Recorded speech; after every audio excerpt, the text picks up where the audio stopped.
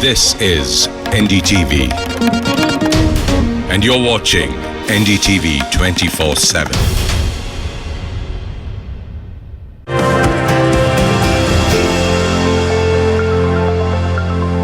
Hello and welcome. You're watching Living with COVID-19, our special show in your one-stop shop to answer all your questions on grappling with the new normal as you get on with your lives. The top medical experts from around the country join us on the show to answer some basic fundamental questions on how we can live in times of the coronavirus. Today on the show we have with us Dr. Prem Dorjee Bhutia. He's a senior consultant internal medicine from the Neotia Get Well Hospital in Siliguri. We also joined by a doctor from Chennai, Dr. Joy Thomas. He's a senior interventional cardiologist at the Apollo Hospital in Chennai. I appreciate you doctors for taking the time of day to answer our questions. Dr. Thomas, if I can begin by asking you, it's recommended across all offices and any place that you really want to enter into now that if you're sick, you should stay home. What are the symptoms that you should watch out for that help you decide that you are sick,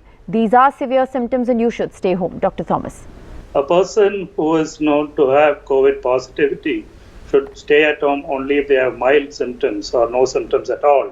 And by mild symptoms, it means if you have a fever, a sore throat or a runny nose, you can stay at home, provided you are not breathless, your respiratory rate is very high, let's say if it is more than 25 or 30, and any problem of breathing, and you should immediately go to a hospital.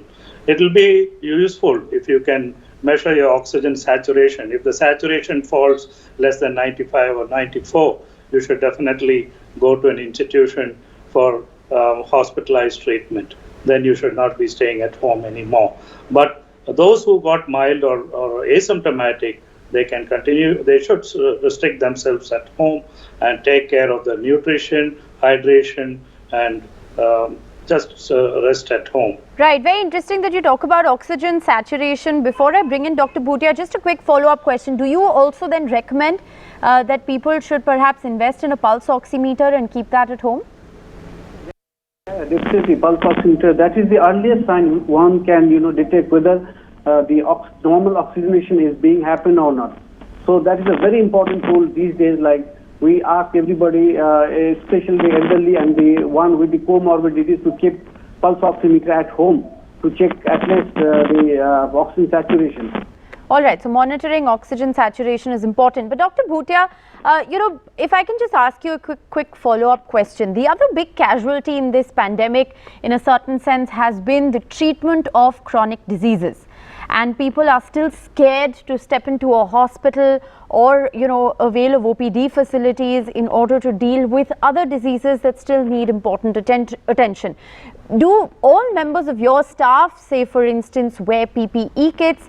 Is it essential for all medical staff, across hospitals, clinics that are even dealing with non-COVID to be wearing these kits the entire day? Yeah, that is a very important question you have asked. Like, the collateral damage. We have been talking about the collateral damage because we are dealing with the COVID-19, but there are other diseases like communicable disease and non-communicable disease like diabetes, hypertension, heart disease. Those patients are, they are really scared of coming to the hospital.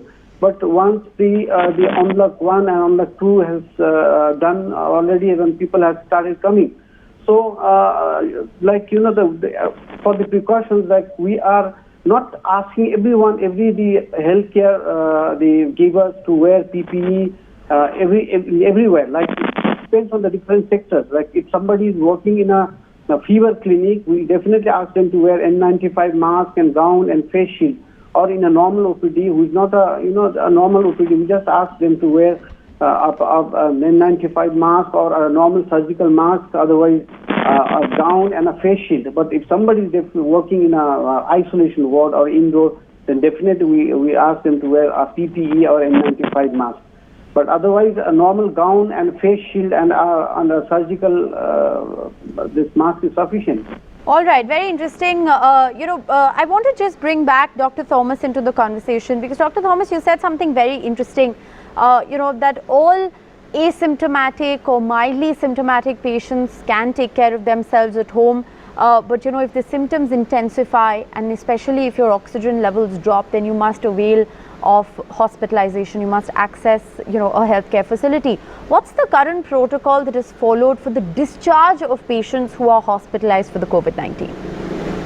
Yeah, currently in Tamil Nadu, where I work, some of the guidelines for a discharge of a patient is if for 3 days if the patient is totally asymptomatic, which means they do not have fever and they are not breathless, they don't need support of oxygen treatment, and the saturation remains normal, which is more than 95, let's say about 98% or so, without oxygen for 3 days consecutively, then they are fit enough for discharge and they can go home.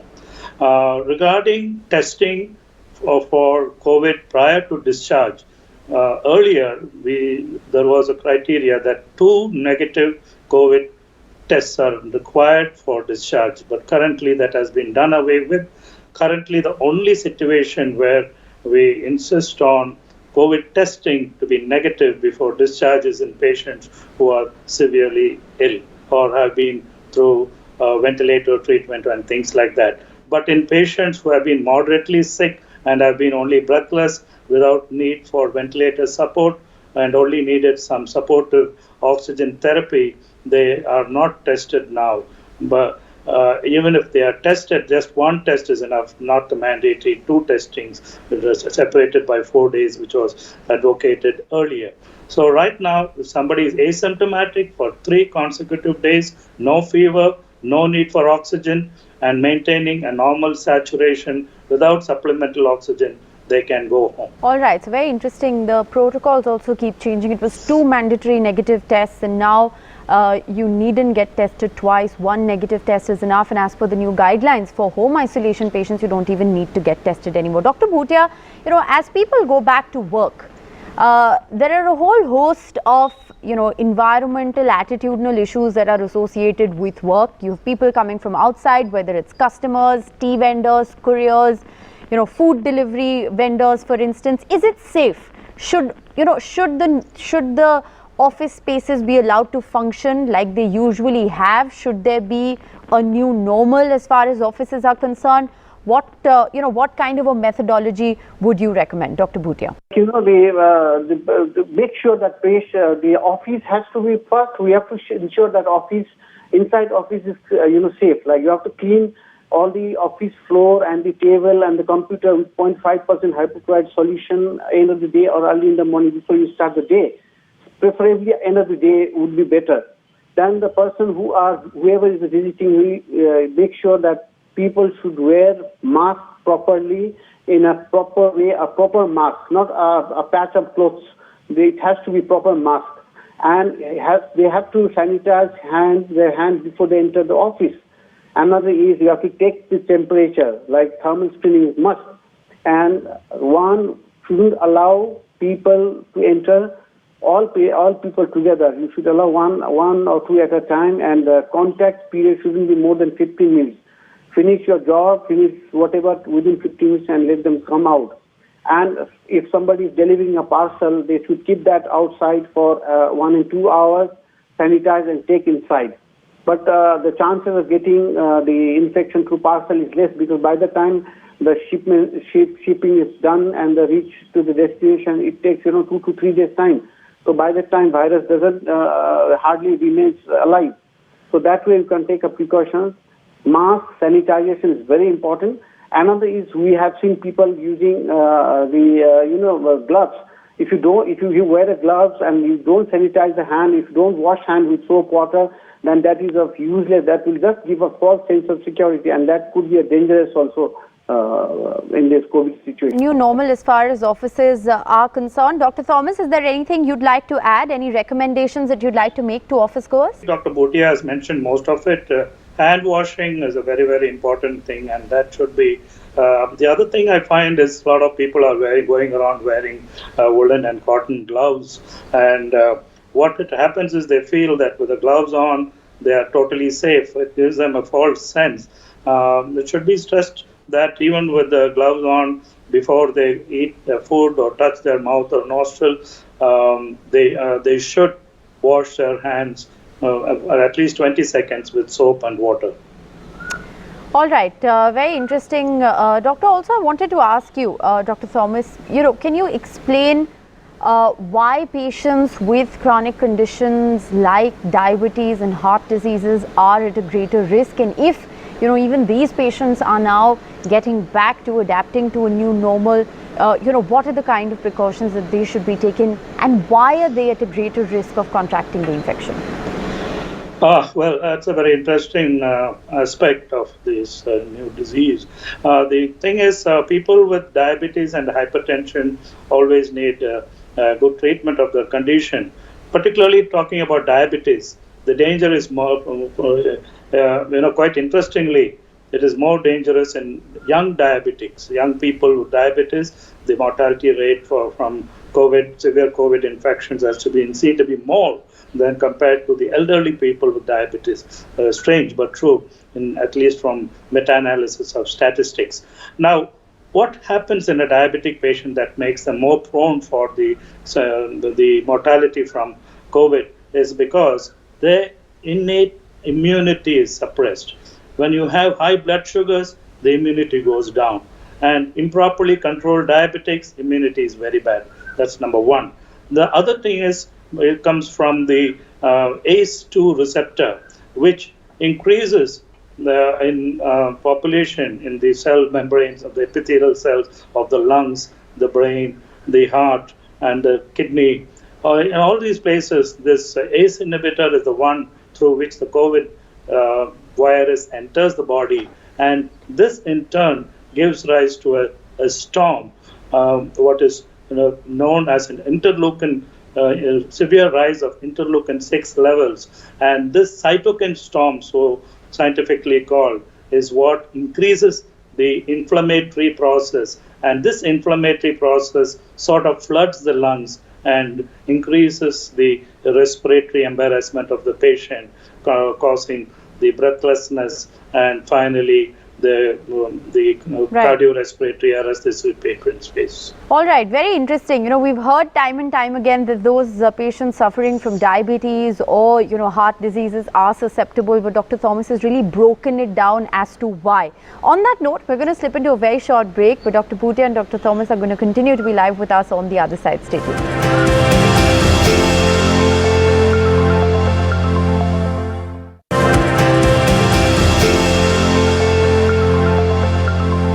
Welcome back. Dr. Thomas and Dr. Bhutia continue to be live with us. Dr. Bhutia, if I can come to you, can you share some tips for management of diabetes at home, especially in the times of a pandemic like the COVID-19? Dr. Thomas just broke it down for us on why diabetes patients are more susceptible. So what are some of the things that people can do at home to manage diabetes? As such, diabetes patients, these are all comorbidities for the COVID-19. So we generally, me and other doctors, what we generally advise the diabetes shouldn't come to the hospital unless there's a dire emergency. So what I advise generally to the diabetic patient is keep one pulse oximeter I told you, but one there's glucometer, and check blood sugar every day or every third day if there's any issue. And they can keep, they can do a teleconsultation with the doctor. We also did the same thing. So generally, I advise not to come to the hospital because of, as far as the NHA guidelines says that someone who is up to the age of 65 shouldn't come out. So I also advise not to come to the hospital unless there's an emergency. So generally, what they can do is they can check the blood sugar at home, and we can advise over telephone or a teleconsultation can be done because these days readily available. Even the MCI has given a permission for the teleconsultation, which was, I think wasn't there before. So we do generally we advise generally teleconsultation for the diabetic, and at all if there's any the emergency, then they can attend emergency anytime. All right. Also, as more and more people are getting infected, people are also recovering. The recovery rate in India, thankfully, has been very high. Dr. Thomas, can people who recovered from the COVID-19 infection be infected again? One must understand that the coronavirus, the new one, the SARS-CoV-2, otherwise known as COVID-19, as we know today, is one among 7 of the same corona group. And out of this, 4 of them are the ones that cause the common cold and other type of influenza-like illnesses. So these are very mild and they are always there in the community. But it's only the other 3 out of the 7 which create the problem. One is the SARS one, which caused the acute respiratory distress syndrome. Then the MERS, that's the Middle East respiratory distress syndrome. And lastly, what we have today, the COVID-19. So what it goes to show is this coronavirus can keep on mutating. And once they are in the people, where they infect the people, they can undergo mutation. That is why we find that in some places, the mortality rates and the infections are very high, whereas in other places it just skims through and most of the people recover. So this type of mutation can happen even in the same person. And you can be exposed to a different mutation of the same virus, coronavirus, COVID-19 virus in the near future and get reinfected again. And this is happening. This has been proved in China as well as in other countries where people are getting reinfected, particularly in Italy also as well. Very interesting. Dr. Bhutia, it is then, essentially very important for patients who've recovered from the coronavirus to make sure that they still adhere to the same precautions that they were, adhering to earlier, that a person who's not been infected, for instance, is adhering to. Dr. Bhutia? It's a new virus and we don't know what the virus is going to happen. Like once a patient is a complete recovery of patient, how long the antibody will protect the patient, we don't know. So because we have not checked the antibody titer, so it is just a new virus and it's just been 3 to 4 months. So we can't ensure the immunity. So that's why one has to be very careful. Not enough information essentially, at the moment. So it's just better to err on the side of caution. But Dr. Bhutia, if I can come to you about, another very important issue that this pandemic has brought about, which is, mental health issues. Many people staying at home for long periods of time. Many people, either facing job losses or pay cuts at work. This has affected the mental health of people. Any tips that you can share on how mental health management should be adhered to in these times, Dr. Bhutia? Yes, this is a very important question because we have been in a lockdown period and people literally had a very I think everyone has a mental issues. Because what I suggest to everyone is that you see social media or whatever, wherever you go, people talk about the COVID and the coronavirus, death and mortality results, COVID positive, COVID negative. So this has created really a sick thing in the humans, the mental status. So what I suggest generally is make a WhatsApp group of very close friends and just share. Make sure that you are not sharing any COVID-related information. Just you make you cook a food or click a photograph of your pet or a child or a flower, then share yourself. Make a small group and just chat with the normal thing other than the COVID. Right. COVID like this is very important. Make a small group of very close friends. This is one tip. Another is you should engage yourself in household activities. Like the people have stopped going outside, so there's every tendency of gaining weight. So household activities, reading books, washing clothes, and right. All these household activities. If you do cooking, a small garden. If you have a garden, you can do a roof gardening. Then that can divert your mind, right. And you can read a book or sit with a child and discuss anything other than the COVID related. And you can watch news, but not every time. Like whole day you watch the news, and the end of the day you watch for half an hour. The story is same.